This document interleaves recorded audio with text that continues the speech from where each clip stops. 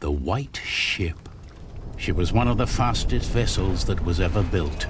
The man who should be king of the English now, the son of King Henry, was on board when she sailed off. And with the prince there were 140 knights and many nobles, all on their way from Normandy to England. They say the ship hit the rocks, and then a fire broke out. Even before the White Ship had departed, the prince and his men had begun to drink and get violent. Monks that were meant to bless the voyage were then forced to disembark. Some say the ship had been cursed. The king's son and many of his family were pulled down into the Black Sea that night.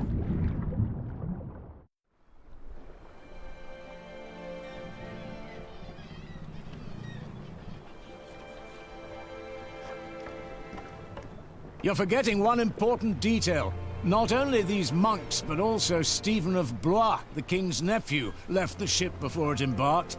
They say he got ill. That old rumor. The same Stephen who calls himself the King of the English now. What? That cannot be a coincidence. Yes, it can be. Of course he's king now. He survived. He is the king's nephew. What do you think, my lord? I think Stephen is a clever man. Clever enough to have his whole family perish. But why he would want to rule that god-forsaken rock, I will never understand. What makes you say that? I love my country. Then why are you leaving? Well, because I want to see something new. I'll tell you what you're going to see. A proper country, where people know how to behave.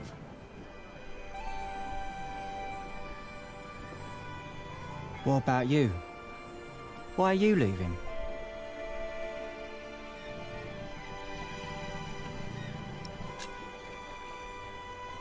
I'm looking for someone.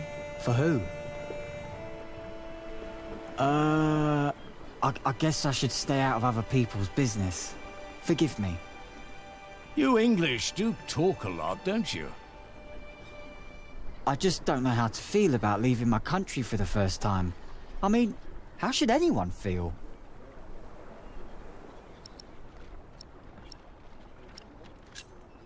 Hopeful? I don't know. Maybe I'm just running away.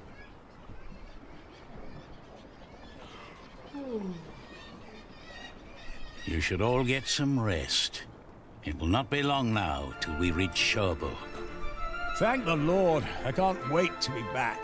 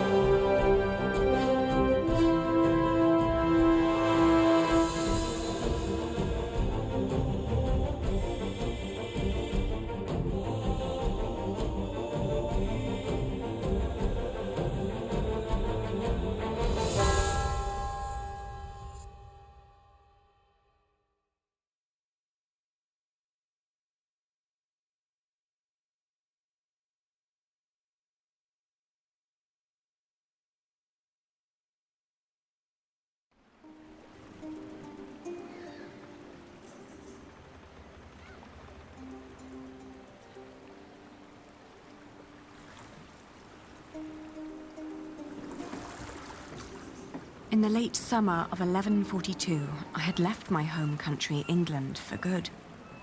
My old life lay in shambles, as did my former home of Kingsbridge.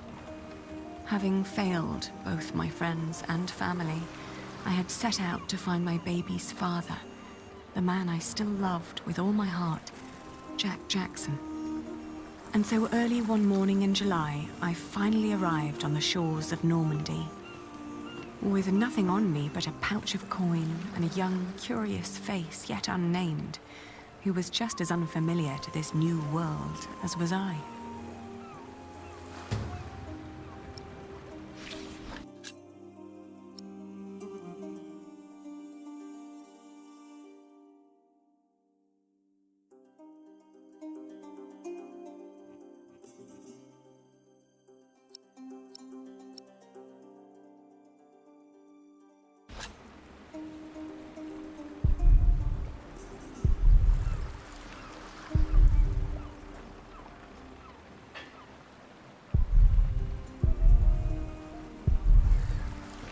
You're still here? Oh, it's you. I'm just trying to get my feet used to good solid ground again. The last bit of our voyage wasn't exactly my pint of ale. That hammer you're carrying, do you happen to be a mason? Actually, I am. You have a keen eye, mistress. I guess I just know a mason when I see one. To be honest, I haven't been one long. Just finished my apprenticeship in Salisbury.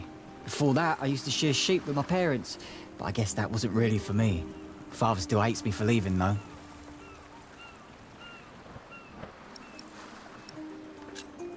What will you do to find work here as a mason? Don't know. That's for me to find out. All I heard was that the wages are better over here. So you'll just travel from town to town and look for employment? Right. And I was starting to say, a fellow mason told me about the abbey there. He said these Normans build their churches quite differently than we do back home. I need to see that with my own eyes. Maybe learn a thing or two.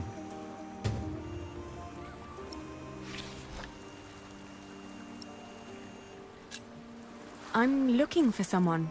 A red-haired mason called Jack Jackson. He came to France about a year ago or so. A fellow mason? Great. Unfortunately, I wouldn't know a thing. After all, I just arrived here with you.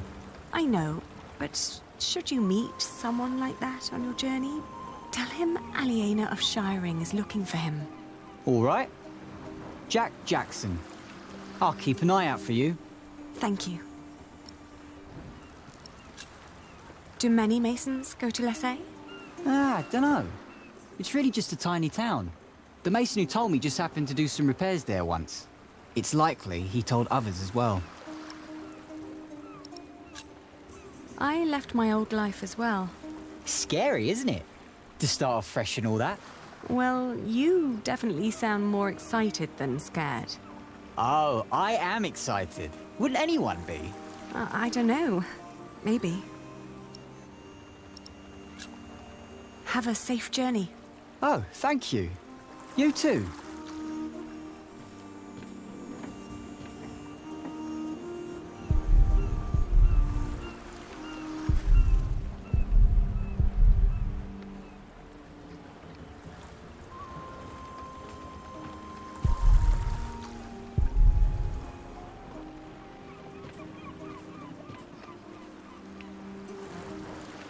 Good day.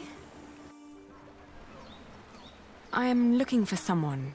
A traveler who came through here last summer. Oh, hush now. I need to talk to this man. Looks young. He was born at the beginning of summer. What's his name? I haven't given him one yet. You should. He needs to know who he is. Makes growing up a lot easier.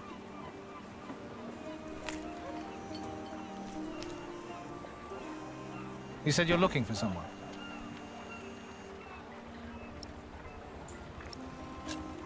I'm looking for the boy's father. From the look of your baby, I reckon his father has red hair like me, right? Well, I don't know every redhead around these parts. There are quite a few of us. Most of my family here in Cherbourg is ginger. Oh, his name is Jack Jackson, and he is a mason. No. No, sorry. I haven't seen him. And I come here every day. Maybe May saw him. She helps the sailors get their cargo to the nearby towns. Carries travelers, too. I'll ask her. Well, thank you.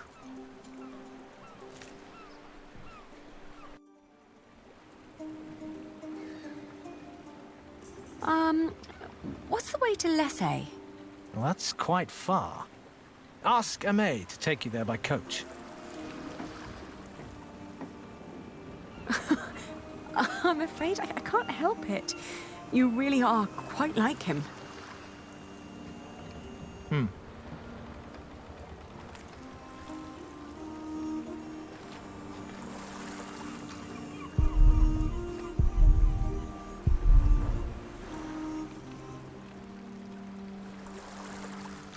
Hey, you.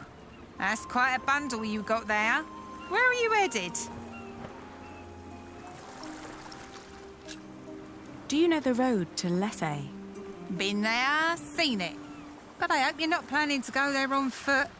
Tell you what, you give me some coins and I'll treat you to me wagon. You can even change your destination once we're on the road. What'd you say? Have you seen a red-haired mason? He must have landed here sometime late last summer. Another ginger in Normandy? I wouldn't have noticed, even if he was carrying a hammer instead of a fishing rod. Maybe you should ask someone in Barfleur. That's where all the travellers come through, the pilgrims and kings. Their lot rarely lands in Cherbourg, with the fortress passing back and forth between Stephen of Blois and Geoffrey of Anjou. Why you even came to Cherbourg in the first place baffles me. It was the earliest ship I could get. You must be in some hurry, madam. Let's just say I needed to get away before I changed my mind. Fine with me. Who am I to judge?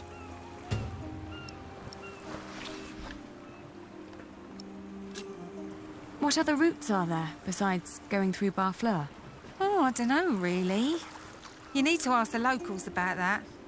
But Barfleur sounds like a good place to start. Shake my hand and I'll take you there. Travelling by coach is a lot less strenuous than walking.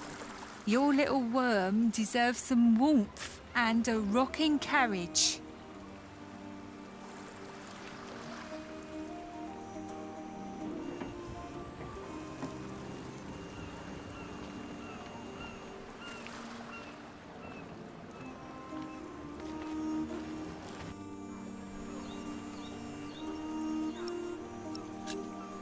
Apart from Barfleur, what other ports do people commonly use to get into France?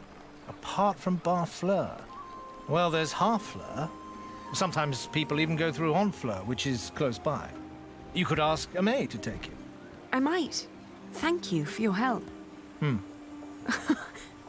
I'm afraid I... Maybe I should have a safe journey.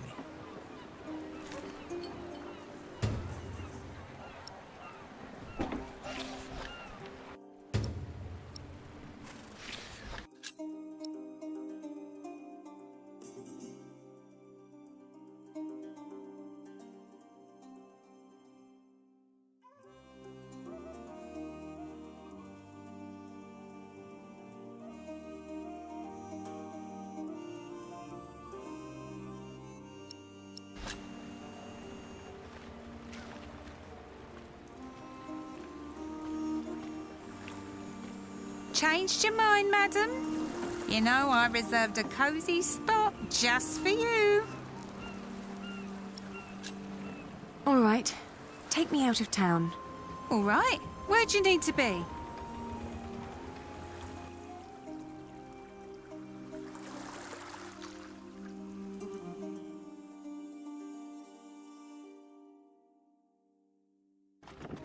We went to Barfleur, a scenic port town built on granite.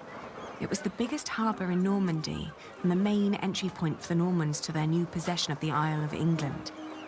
I talked to some of the sailors and fishermen, but no one had remembered seeing Jack. How could they? Almost a year had passed since he, a simple mason, had journeyed through the busy town. Maybe I was approaching this the wrong way. What had drawn him to France in the first place? The distance to Kingsbridge?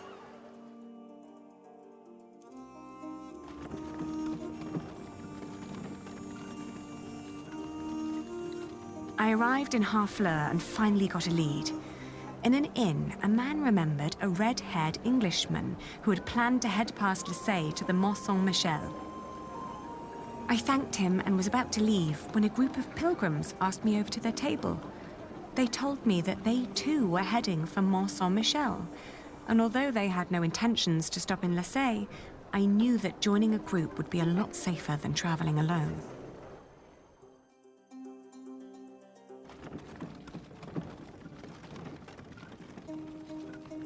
Lasay was tiny, but as it turned out, worth the trip. In the small abbey church of the Trinity, I met a monk who claimed to have talked to a man fitting Jack's description. He'd been fascinated by the abbey's rib vaulting and had asked the monks countless questions about the place's construction. The monk apologized that he couldn't tell me where Jack had traveled next, but I didn't mind. I lay down to sleep on the floor of the abbey guest house and, for the first time in almost a year, I felt relief. As I drifted into sleep, I hugged our baby tight and whispered into his tiny pink ear, "We're going to find your daddy."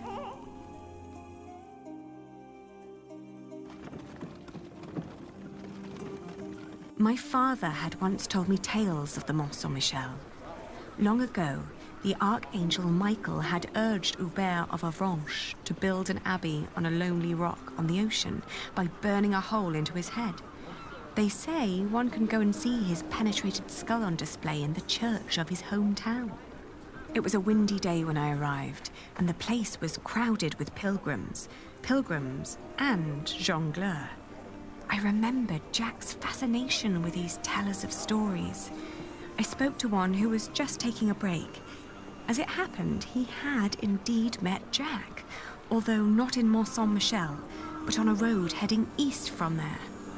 Apparently, Jack had been hopelessly tracking jongleurs who might have known his father, Jack Cherbourg.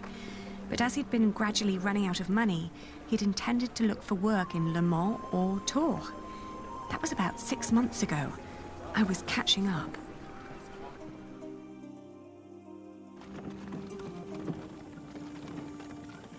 Going to Le Mans reminded me of all the trouble I'd left behind in England. 30 years ago, Le Mans had been conquered by the Plantagenet Geoffrey of Anjou, Maud's husband. And although they'd held it ever since, other noble families kept on pulling at the city, like Maud and Stephen tearing at England.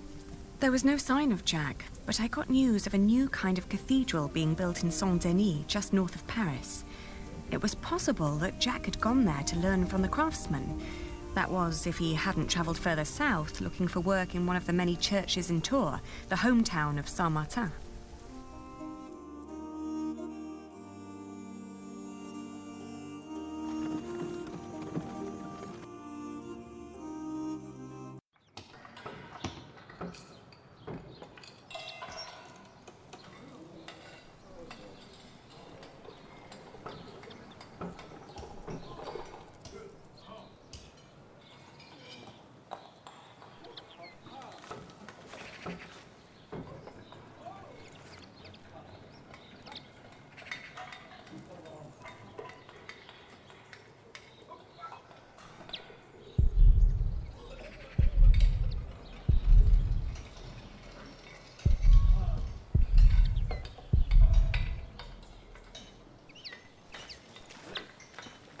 Good day. Are you the master builder?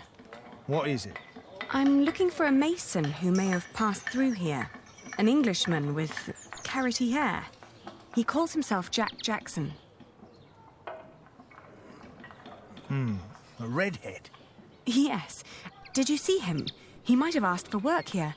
No, I'm not looking for new masons. We're just doing repairs. Ah, but was he here? No, never seen him. Now, stand back, woman. Something could fall on your baby's head.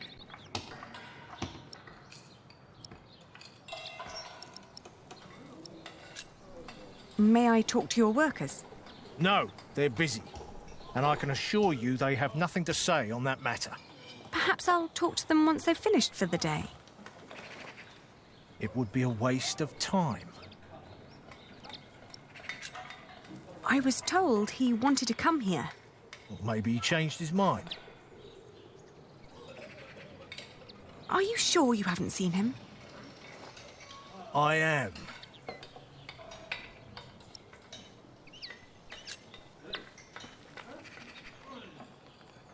hesitated when I mentioned a redhead.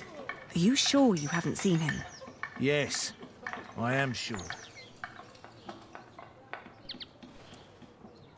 All right, he was here. Was working for me. But I had to throw him out after 2 or 3 days. Why? Because he was all want. Let me redesign the roof, let me make the nave lighter. All pretty ideas, but he never shut up long enough to do the work he was supposed to do. Shit, that man was almost as needy as my son when he was still a brat. He does know a lot about his craft. Well, I know masons like him. They grow up gifted, but without a mote of discipline in their guts. Can't work with someone like that. Do you know where he went next? No idea. Maybe to Limoges or Angoulême. Maybe even to La Rochelle. Seemed to have plans for every cathedral on God's green earth, but none for himself. I understand. I'll leave you to it then.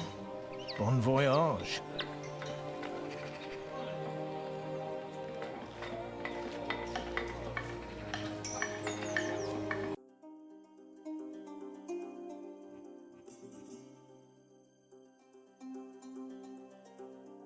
We had just left Tours when I suddenly felt dizzy. I stopped and made rest, trying to catch my breath, then lost my breakfast in a ditch at the side of the road.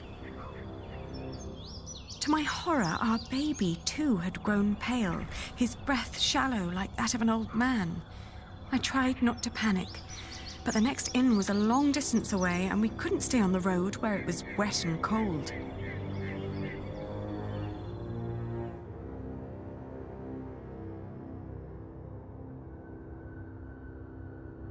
Back in Tours, the fever got worse. I remember people carrying me into a room, laying me on a bed. I tried to feed my baby, but after that, everything turned into a blur. When I awoke, Jack was standing next to my bed. He scolded me for following him. "You know you could go anywhere you want," he whispered. "Why be stupid and follow me?" I tried to answer, but he just opened the window and jumped out, heading toward ancient Greece, or maybe all the way to Arabia. And in my feverish mind, I followed him.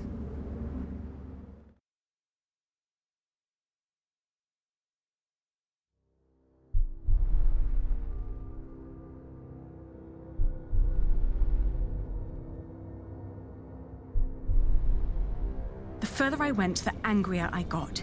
For years, I'd been fighting for my family.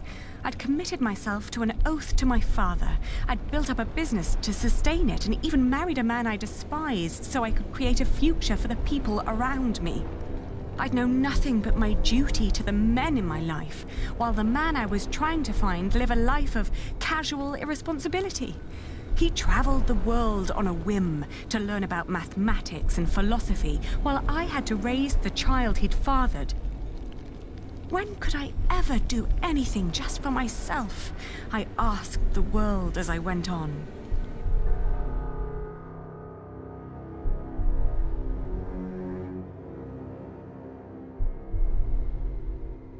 I'd traveled in a circle all the way to the edge of the world and back, only to return to the place of our failure. With my eyes closed, I listened to the sound of ripping yarn and crumbling walls, and of coaches carrying good people away into a cloud of crimson dust.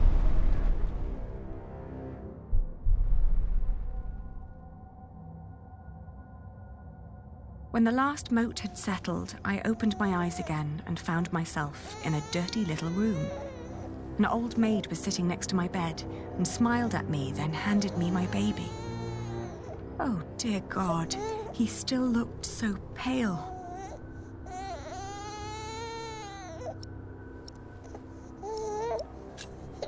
The more I tried to keep him warm, the colder he felt.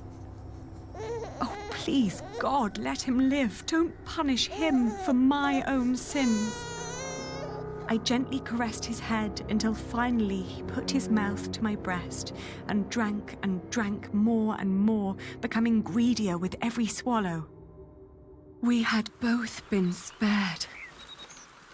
We rested one more day, Then I gathered my things and headed back to the cathedral to thank the Lord for his mercy.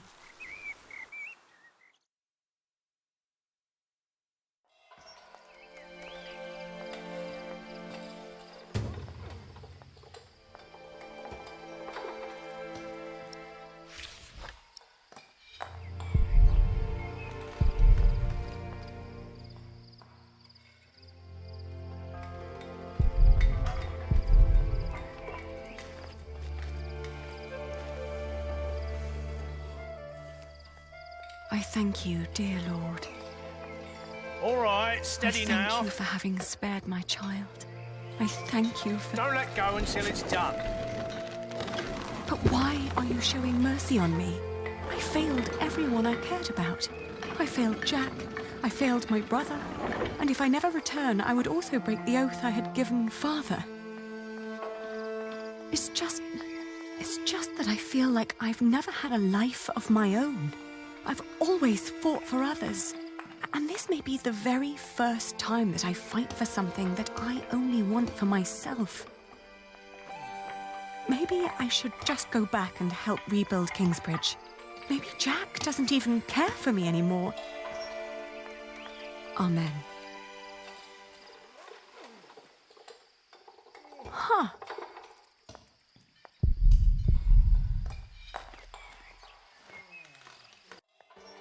I've seen one of those before. It's amazing, isn't it? The man who did that really had it in him.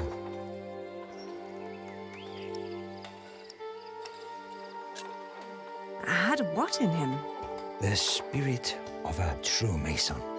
It's a shame that the master let him go. In just 1 month, he did so many things.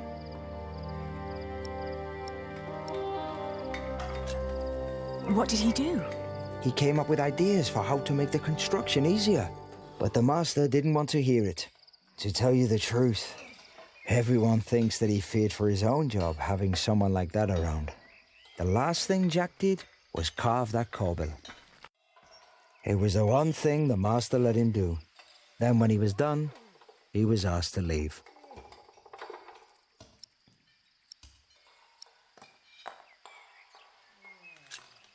Your master said he had no discipline. Let me tell you something. Jacques worked very hard on it. He was impatient and had a temper, but you could see that he tried to overcome it. Conquering that rock was very important to him. Oh, I understand that so well. Do you happen to know where he went next? He wanted to walk the pilgrim trail to Santiago de Compostela. The Camino? The Way of St. James? He said he might find someone there who knew his father. Just one more thing. How was he when he left? Never thought about that. Relieved, I guess. He seemed ready for something new. Thank you so much for your help. Think nothing of it.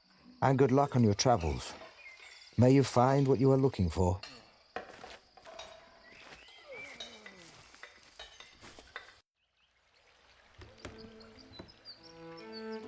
Isn't it odd? Just when you stop looking, you come across the most curious of things. Like these 3 devices that one of my merchants brought back from Baghdad. Oh no. Is it another one of your Banu Musa toys, Rashid? They're not toys, Adriel. They're objects of scholarly ingenuity and reflection. I will let my valued friend from the north do the honors.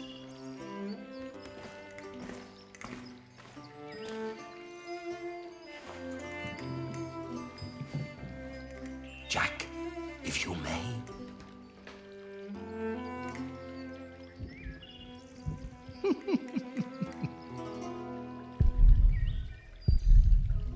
For one, let me draw your attention to the magnificent songbird on the table. And then to that wondrous donkey next to the entrance. Although the most astounding thing of all stands right between them. That statuette. Ha, precisely. But one thing at a time. let us let Jack decide what to demonstrate first.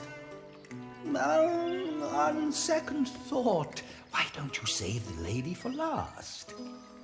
Otherwise, the other two devices might appear bland and boring in comparison. I agree. No, it's too heavy.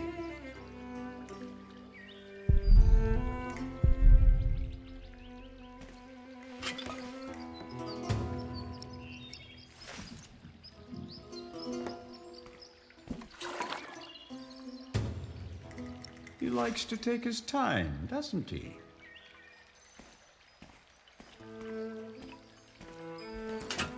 And now? Now, Jack will heat the water in the tank.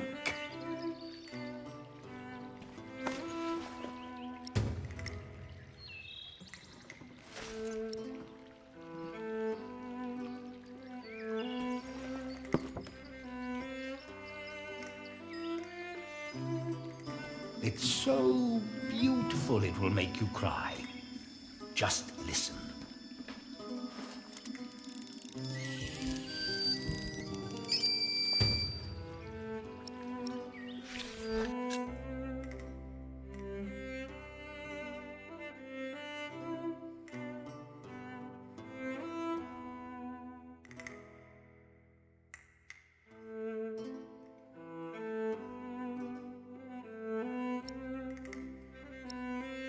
How marvelous! How does it work? Maybe it's a miracle. Right. Go on, Jack. Tell them.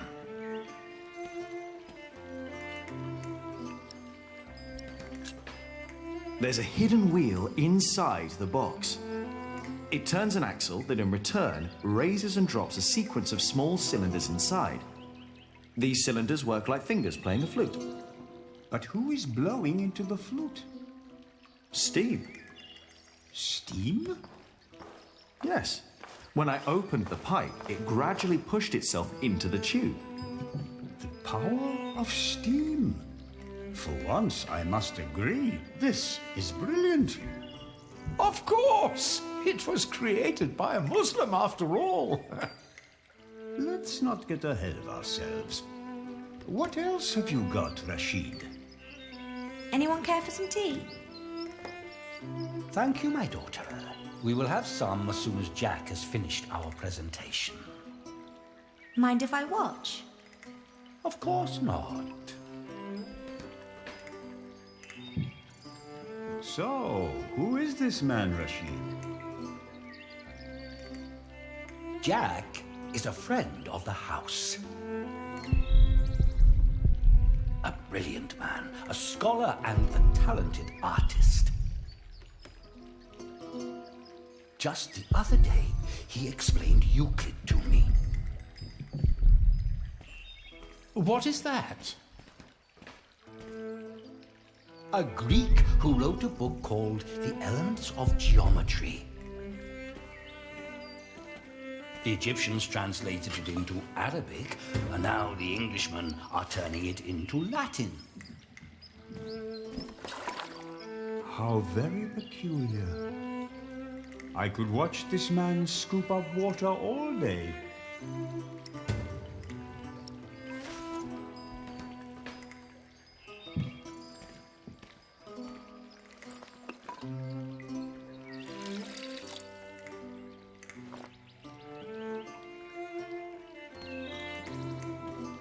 Now, watch the head.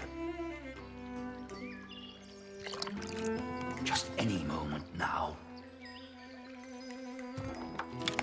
There. Did you see? It threw up. Rashid, this is disgusting. Oh, far from it. Would you kindly explain how it works, Jack? You see that bowl floating on top of the water? At the bottom of that bowl is a small hole. Through it, the bowl is slowly filled with liquid. Once it's full, it sinks, pulling a string which makes the ball drop onto a weight. This, in return, pulls the bowl up again, emptying it in the process. Thus resetting the entire mechanism. If you timed it perfectly, you could make it drop a ball at every hour.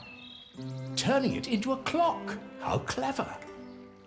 For me, it's still nothing more than a puking donkey. Show us more, Rashid. One could join those two and build a singing donkey clock. One song after every hour. That would be pretty clever.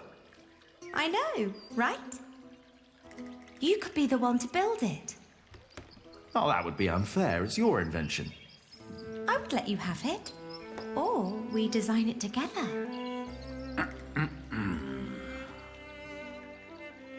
You still haven't shown us that statuette yet. Of course. Jack, if you may.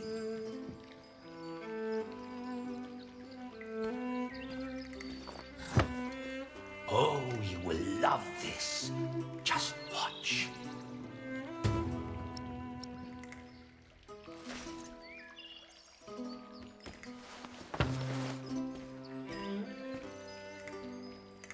And now?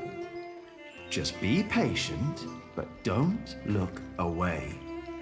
It takes some time for her to... To do what?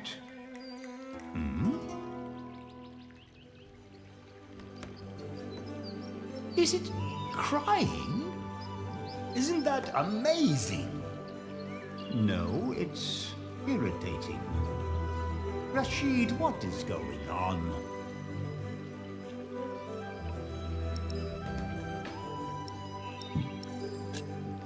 It's a mystery. Rashid, please. We all know that there is no such thing as a man-made miracle. And this piece of wood is very clearly made by man. I very much agree, my friends. But so far, none of us has an explanation. All we know for certain is that her glassy eyes shed tears when you move her from warmth into cold.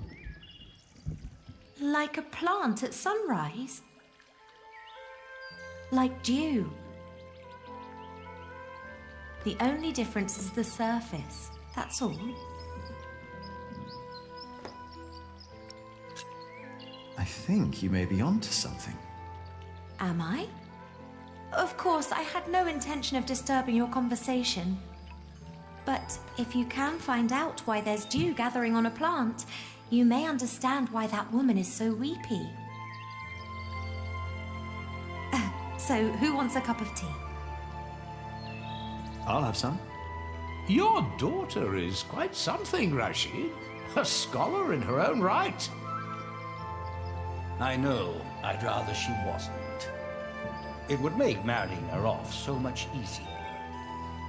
Oh, I'm certain that won't stay a problem for long. Maybe the dew originates from invisible water in the air. Water that stays hidden when it's hot.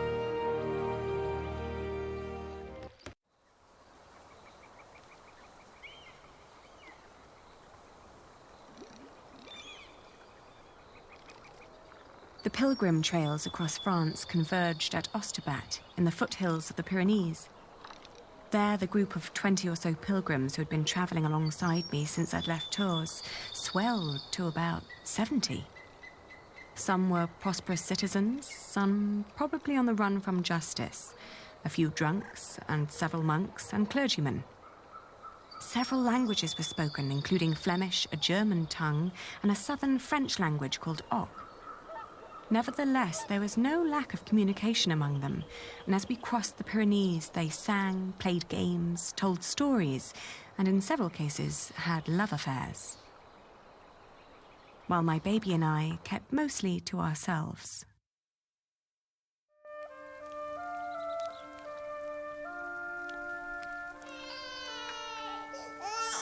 Ganz schön frech, die mit ihrem Kind.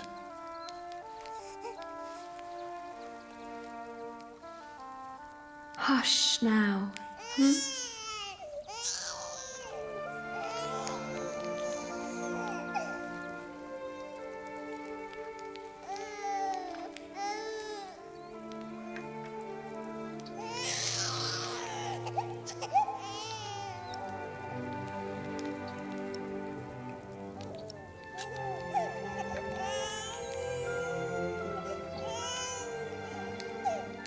I'm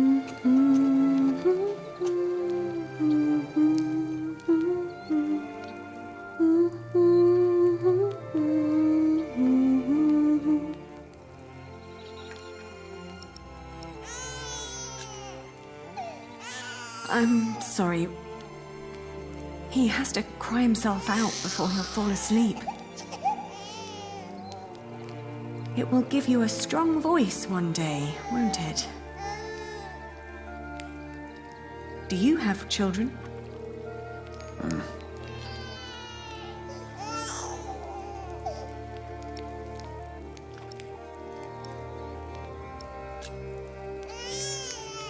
Richtig dreist.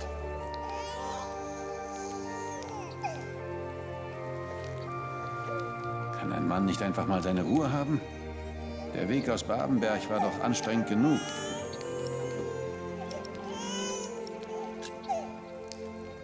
How long have you been traveling to get here? I met pilgrims from as far east as Franconia.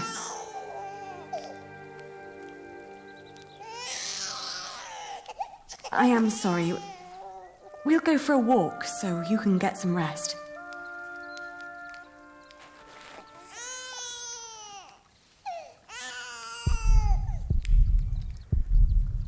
Ein Kind hat ja auch gar nichts verloren. Stimmt doch, oder? Psst, jetzt ist's aber gut.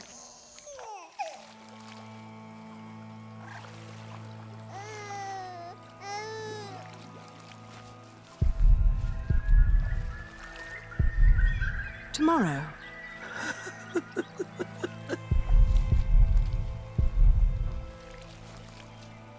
Dear Lord, what are you doing?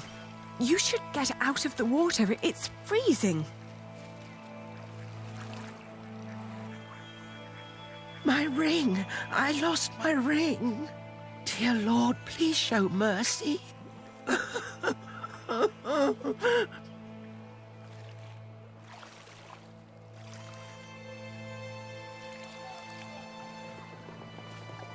The cold will kill you. I can't leave without my ring.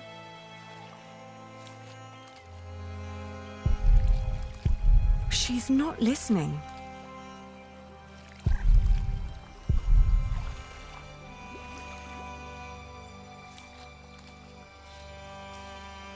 Where are you?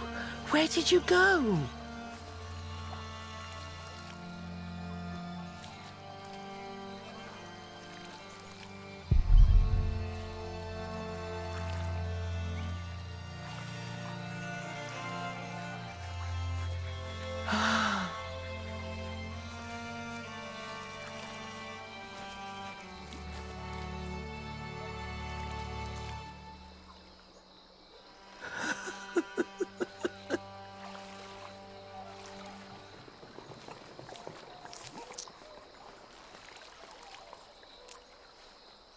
Come back to me.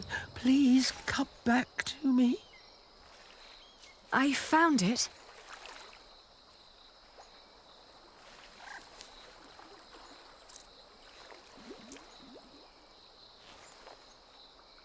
Yes! Oh, thank you. Thank you so much. You are a very kind woman. So very, very kind. I'm glad I could help. Yes, yes, thank you. Thank you so much.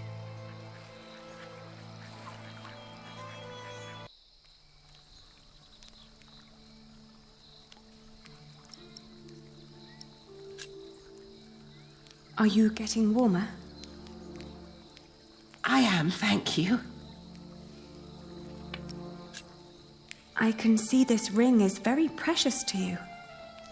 It was a gift from my stepmother. She thought I would stay forever, but I didn't.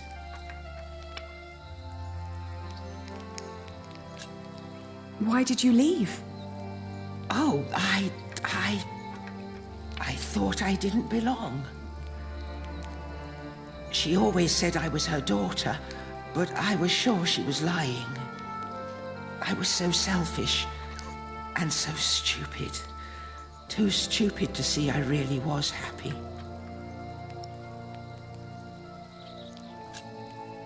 me about your stepmother? She was such a kind woman. So very, very kind.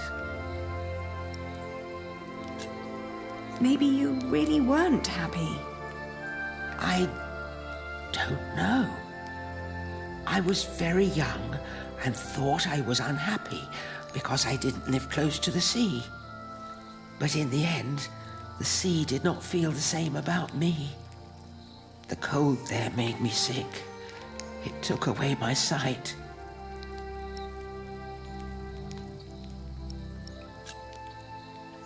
Why didn't you go back? She had been so angry when I left.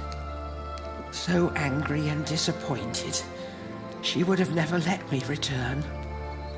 Ah, that's why you went on the pilgrimage. Yes, so that St. James might see my devotion, and I will be united with my mother in heaven. I'm just not as kind as you. Not kind at all.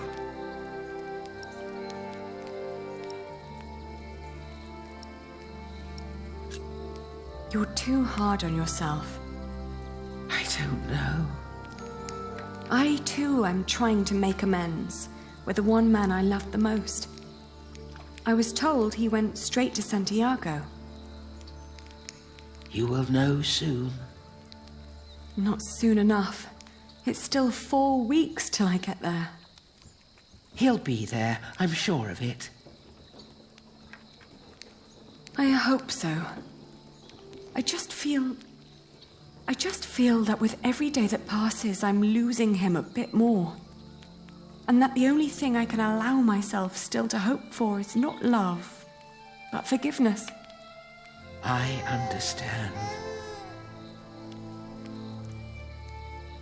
Hey, hush now. Not long now and our journey will be over,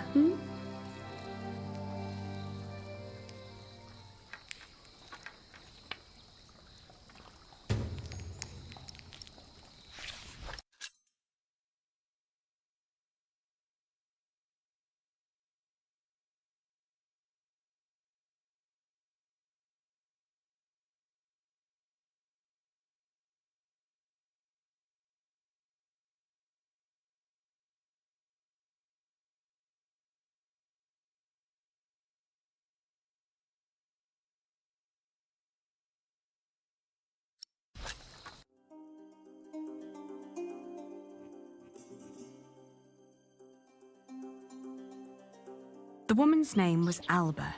She came from a small town somewhere in Catalonia. I quickly got used to her constantly feeling out for her stepmother's ring and the sad guilt that would always follow in her milky eyes. I wasn't sure if she appreciated my company, but I couldn't leave her on her own either. By the time we reached Los Arcos, she'd stopped talking, while I kept on dropping a kind word here and there to let her know I was still by her side.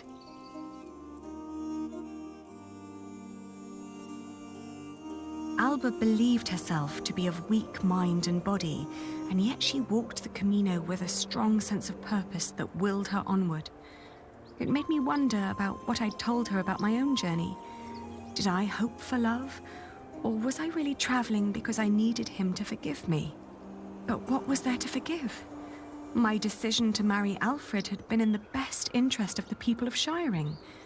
It was a sacrifice I had to make to stop the evil reign of William Hamley. These questions had haunted me for a long time now. But if I really was going to see Jack soon, it was time to make up my mind.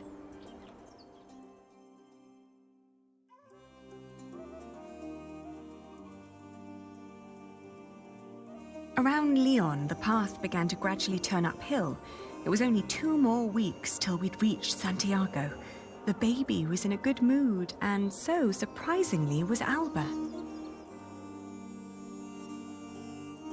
After Astorga, the trail got more difficult. Alba became slower and slower, and we had to rest more. She became quiet again. The strain on her old body grew, and she worried that she might not be able to reach the end. Still, we managed to push onward. The next morning, she refused to get up. Her breathing was disturbingly shallow, and she hardly noticed me touching her forehead. Everything hurts, she said, and urged me to continue without her.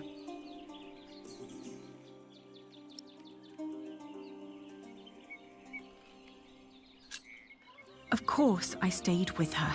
I brought her food and water and sat by her side. But day after day, her condition grew worse. She kept on urging me to go, to find Jack, saying the monks of Ponferrada would take care of her.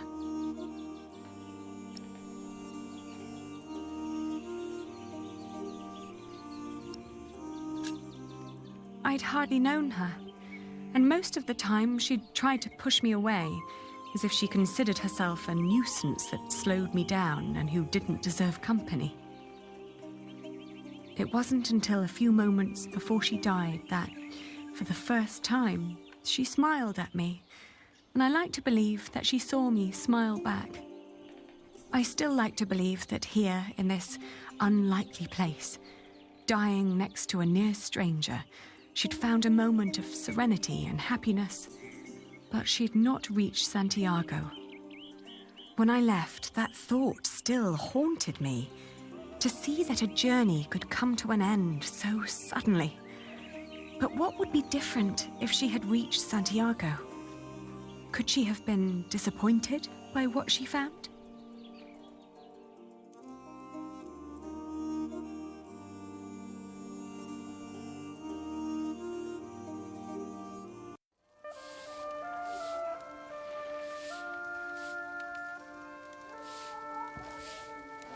After months of hard travel, the child and I finally reached Santiago de Compostela.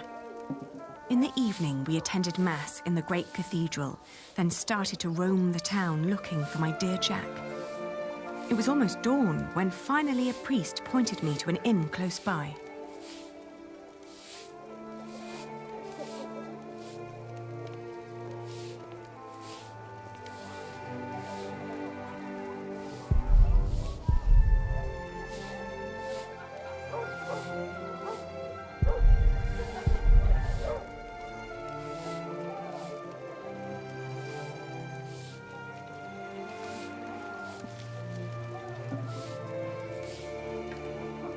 I'm looking for a man who likes to read a lot. E logo anda sempre cun libro en riba. Have you seen anyone like that? Pero, por que levas un libro en riba? Vas escangallar co peso. She doesn't even understand that I'm looking for a person yet.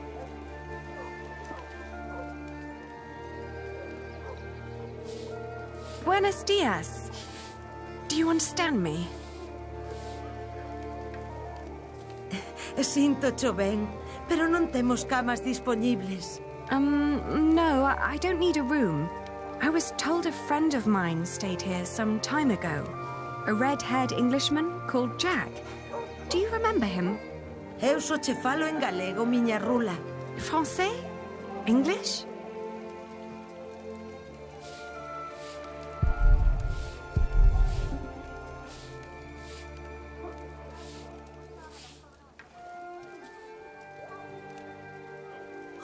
Que cousiña! Eche rubio! Sí, redhead.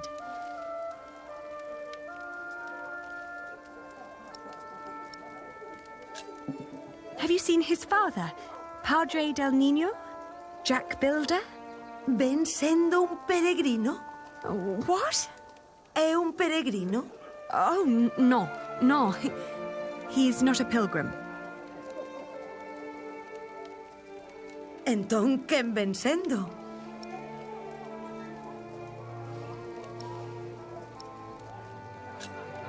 He's a mason. Ai, mal rayo, me partas entendo o que me estás a contar.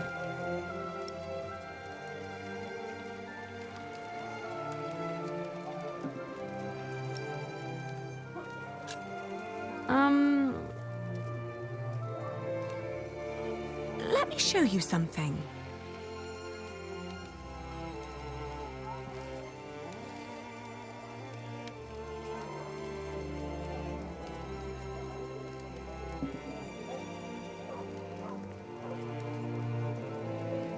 He's a mason. He builds things like that. Ah, eche masón. Albanel. Sí, a mason. It's the same word in Galician. Por aquí pasan unha morea de masóns. Non me poderías dicir algo máis sobre el? Oín falar dun masón que dis que se dedica a traducir libros en Toledo. Polo visto, di que se chama Jack. Yes, Jack. Have you seen him? Non sei cal será o seu apelido, pero ben é certo que non chai moitos masóns rubios aos que lles guste ler. Se tan desesperada está, por que non vai a Toledo a comprobalo por si mesma? Entón, marchou para Toledo.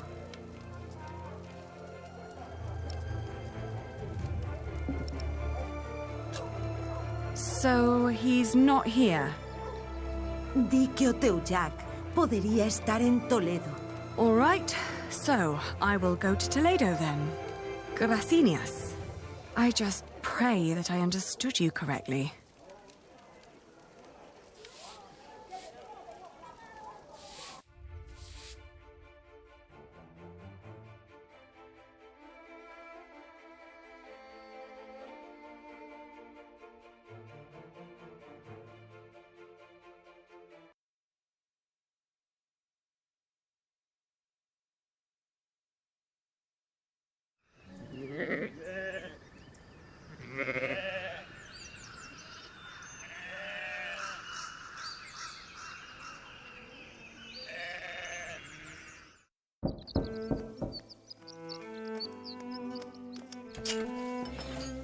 Buenos dias.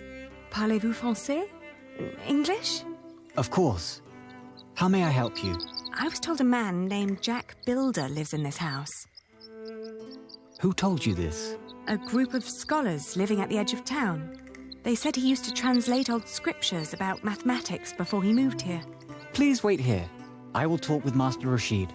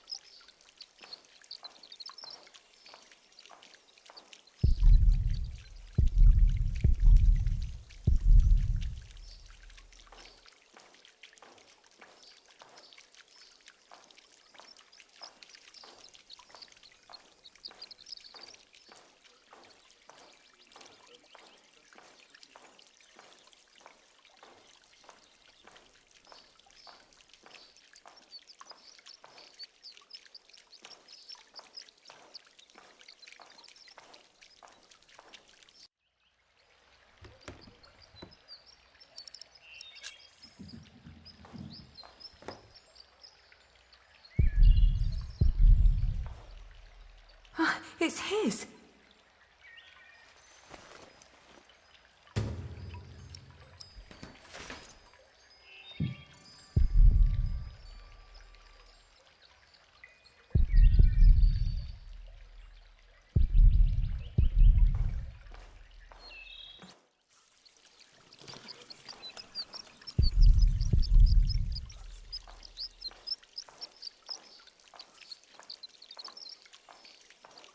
Oh, there you are. May I ask who let you stroll around our house?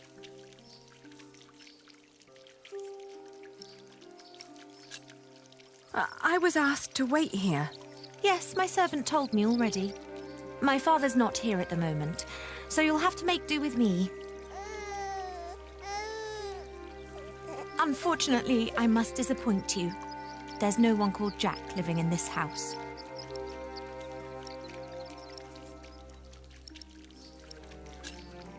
He must be here. I found his slingshot. What? Who allowed you inside my father's archive? I didn't mean to be disrespectful of your hospitality. I just hope for your sake you didn't touch anything. Every piece in there is precious to my father, even that slingshot.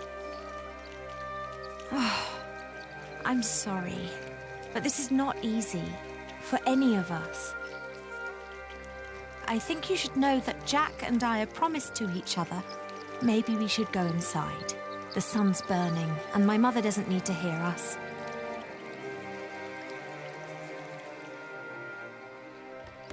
Jack told me about you. You are Aliena. You're the one who rejected him and married his stepbrother. And now you want him back.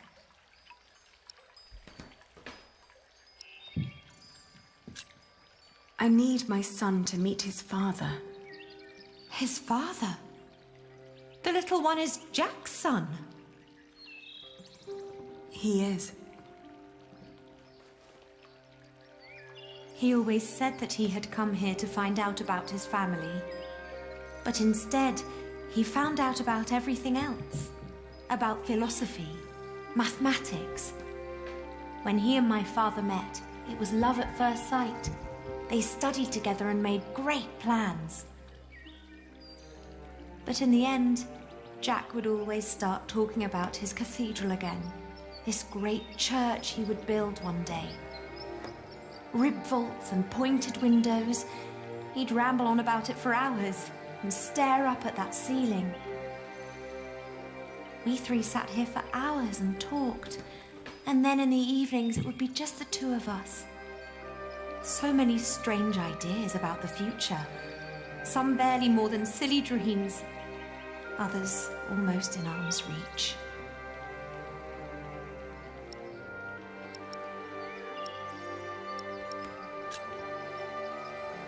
Well, where is he now? Well, he's not here anymore. My father had offered him work as a master builder here in Toledo. He would have been well off and free to spend his evenings under vaults like this, with me as his wife. But in the end, he refused. Tell me, did you really marry his stepbrother? It was a mistake. I know that now. I did it to fulfill a promise I'd made to my father.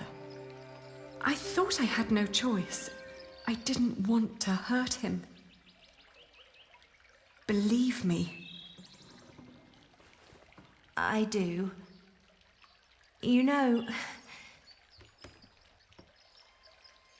he left me because of you.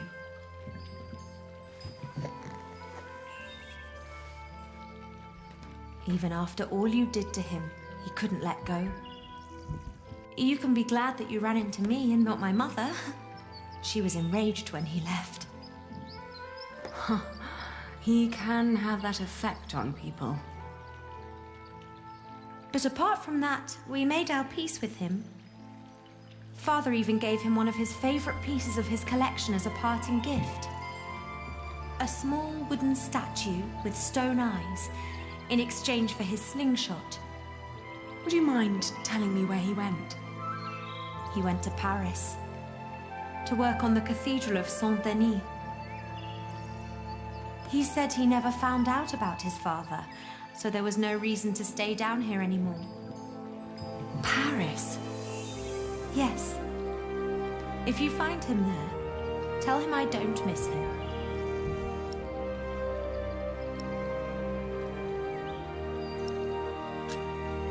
Thank you, and all the best to your family. Thank you. What is the child's name, by the way? Well, he has none yet. I wouldn't name him without Jack. Isn't that a bit silly? Maybe. But he's his son as well as mine. It's his right to have a say in it too. Then off to Paris. That baby needs a name. He will get one. Thank you.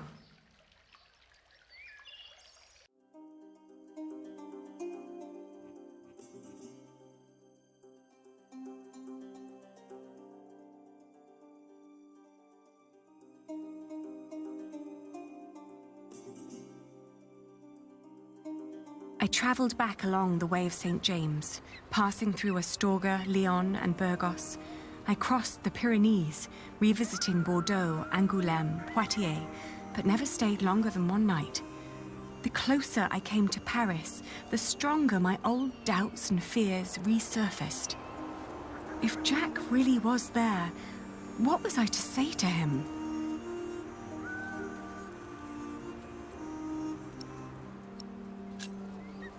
Pull him very, very close, wishing for all the wounds to heal as quickly as they could.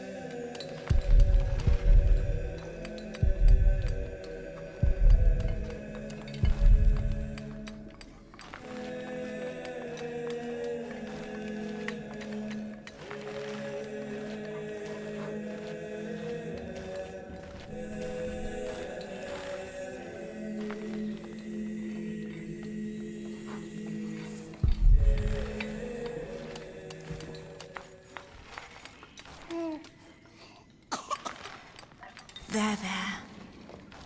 Are we awake then? You almost missed this. Look at these colourful windows. Look at the light.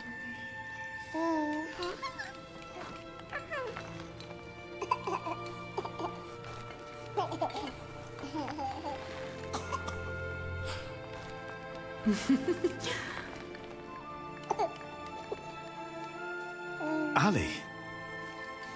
We came to see you, Jack. We? Is he? He is your son.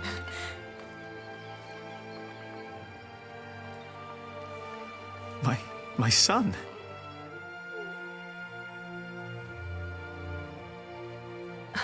I'm sorry. It's not your fault. Ali, where do we go from here? Wherever we go, I want to go with you.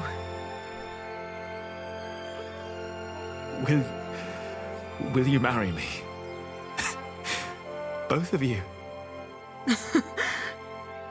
We will.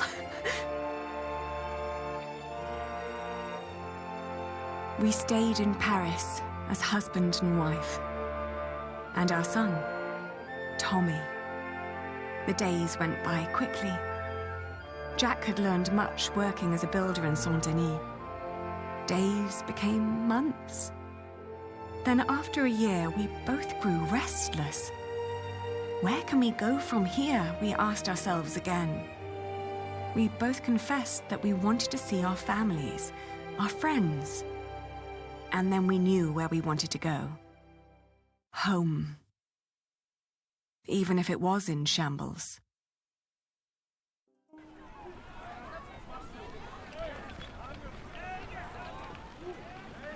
We need to hurry. The ship to England will leave soon. What's going on here? Whatever it is, if the crowd doesn't clear up, we'll miss our ship.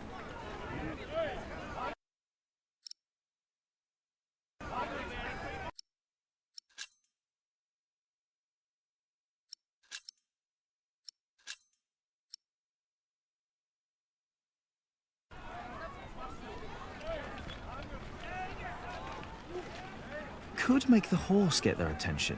Or ride it through the crowd. That sounds a bit dangerous, doesn't it? You think?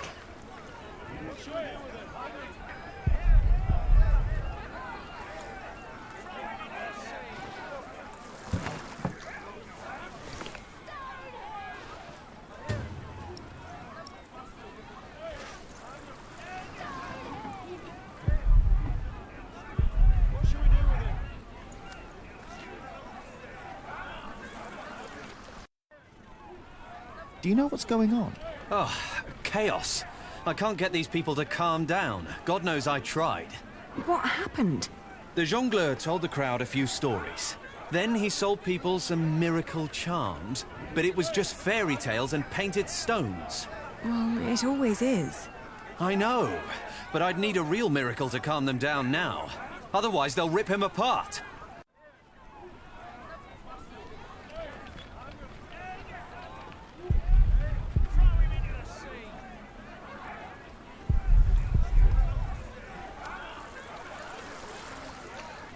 Excuse me? What's going on here? He's a thief. He told us lies and stole our money. But isn't that just a simple jongleur? That poor man. We need to help him.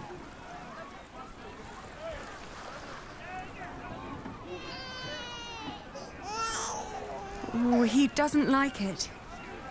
Neither do I.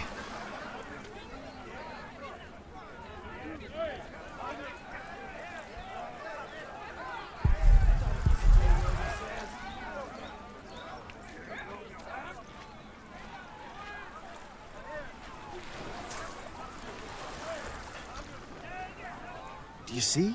It's working. Your friend Rashid must be quite the miracle worker.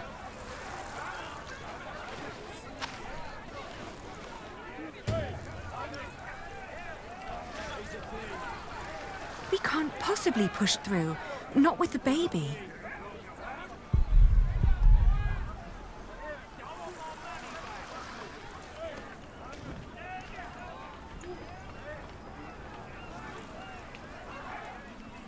Have you tried calming them down?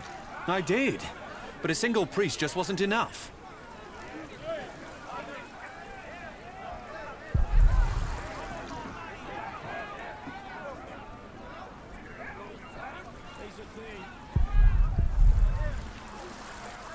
Mustn't fool around now. The tears will dry quickly.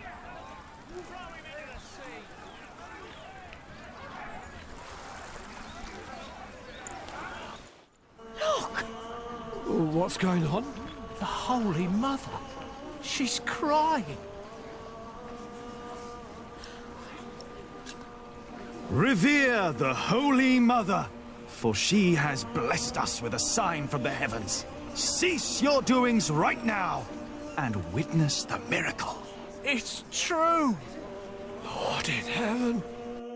Why is she crying?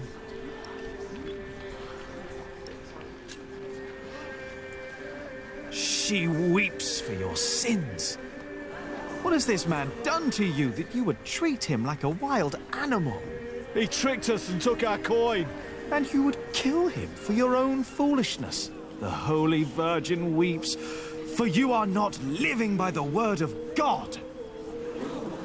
It is the Mother of God. Forgive us, Holy Mother. Where did she come from? For hundreds of years, she languished in the land of the Saracens. Dormant, she has been waiting for the one to bring her home. Listen to what he has to say. The Holy Virgin has chosen this young family to protect her. Tell us all where you are headed. Her destination is beyond these waters. In the small town of Kingsbridge, in the earldom of Shiring. There she wants to rest. Kingsbridge? Where's that? Hail Mary! Make way for the Holy Virgin! Hallelujah! Make Robert well!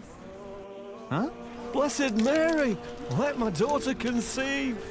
Give us a good harvest! They're donating to ask for her blessing. Oh. The weeping Madonna shall hear your prayer. And with your donations, I shall build her a new shrine at Kingsbridge, a cathedral.